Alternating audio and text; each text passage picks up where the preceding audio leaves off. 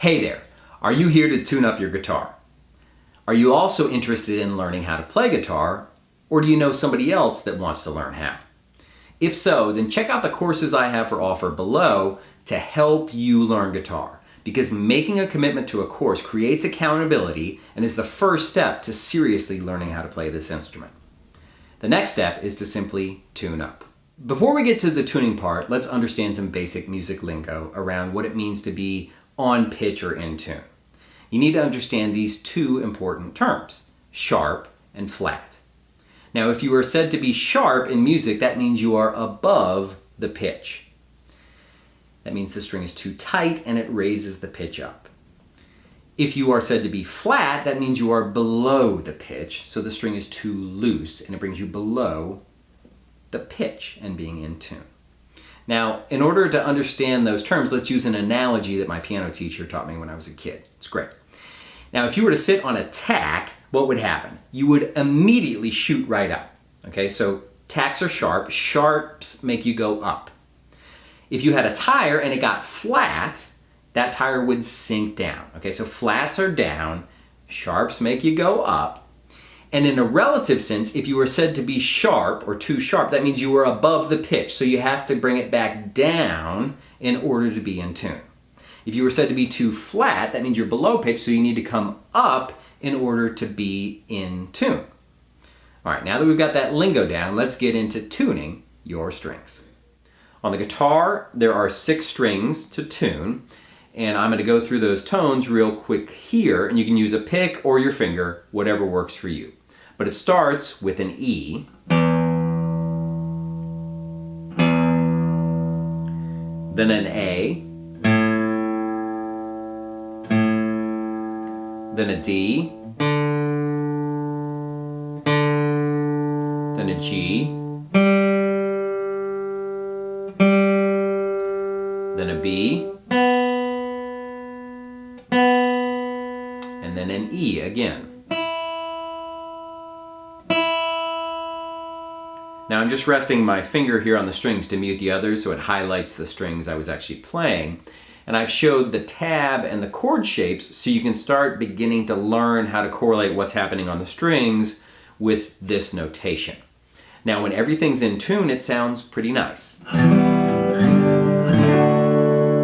Okay? The chords don't work if the strings are not in tune. Yeah, that's pretty much out of tune. So nothing that you play will work if the strings are not in tune. So let's take a closer look at the headstock here and see how we can tune this thing up.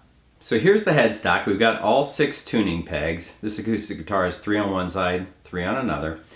And I'm using a snark, which is a vibration sensitive tuner. So when I strike a string, it senses the frequency. So this is the E string that we're playing here. So I'll move over so you can see. All right. So this one's actually all right. So we can leave that alone. We'll mute it.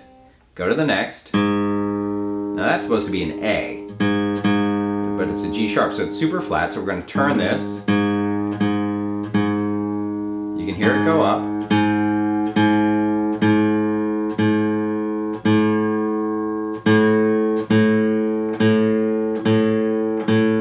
Oh, see how it hit that green spot? Now if we go too far, it gets sharp. That's what that means when it goes past. So we come back, and you always want to go kind of up into it. Okay, it's pretty good. Okay, now mute that. Now next. Okay, the D was actually all right. So then we'll go to the next G. Now you see, it sounds all right, but it looks a little bit flat.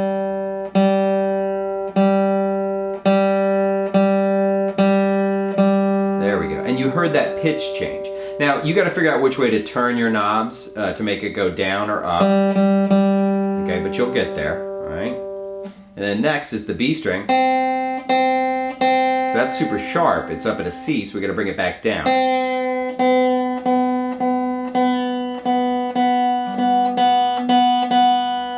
You gotta be careful. I hit some other strings there. That's normal.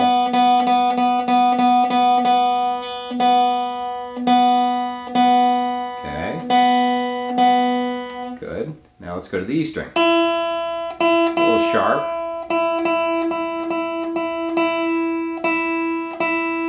There we go. All right, so now you're in tune. I bet your strings sound a lot better now that they're in tune. Now, it takes a little while to kind of get the mechanics figured out on the knobs, but it becomes easier, and your ear will get trained better. So it just comes with practice. If you're interested in learning more and staying engaged, then please hit the subscribe button and ring the bell for notifications to see new content coming out. I would also encourage you to follow Chord Savvy on Instagram and Facebook at Chord Savvy, #Chord Savvy, to be part of the whole ecosystem of other people sharing music and sharing ideas on how to learn. Okay? Because being a part of a community really increases your odds of learning how this thing works. If you're really interested in learning how to play guitar as a beginner, or know someone else interested, then please check out the Chord Savvy ecosystem in the links below, because I have a number of courses that are designed to help beginners. And when you commit to a course, it creates a different level of accountability, which will push you further, and it plugs you into the whole Chord Savvy ecosystem, which has all sorts of resources and accountability that'll increase your odds of learning this wonderful instrument. Because we all simply want to rock on.